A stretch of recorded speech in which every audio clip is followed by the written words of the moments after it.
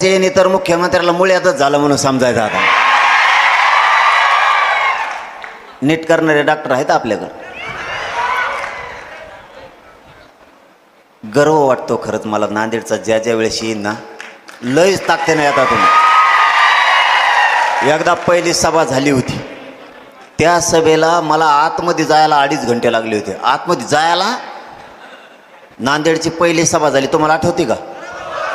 मी आयुष्यभर विसरणार नाही ती सभा.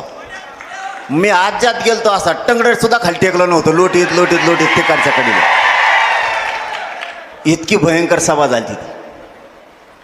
तशीच आजचे मारतळा गावची जर एवढी प्रचंड मोठी बैठक आहे, त्याच्यातून सिद्ध होतं मराठी आरक्षण घेतल्याशिवाय आता मुंबई सोडत नाही. आपल्यालाही मुंबई सोडायची नाही. बैठका होत राहतील, बैठका येत राहतील, मंत्री येत जातील. समज गैरसमज मराठ्यात नको.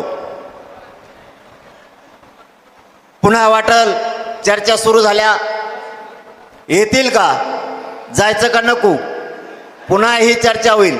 तुम्हाला जाहीर सांगतो, या महारतळ्याच्या नगरीतून, नांदेडच्या भूमीतून जाहीरपणे सांगतो, आरक्षण दिलं तरी मुंबईला जायचं, नाही दिलं तरी मुंबईला जायचं.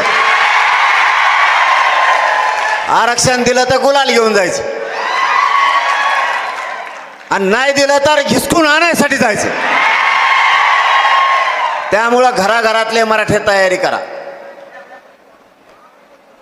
मराठा या 4 दिवसात पेटून उठलाय. त्याचं कारण सांगतो. मराठे शांत होते. 7-8 महिने झालं सरकार आलेलं.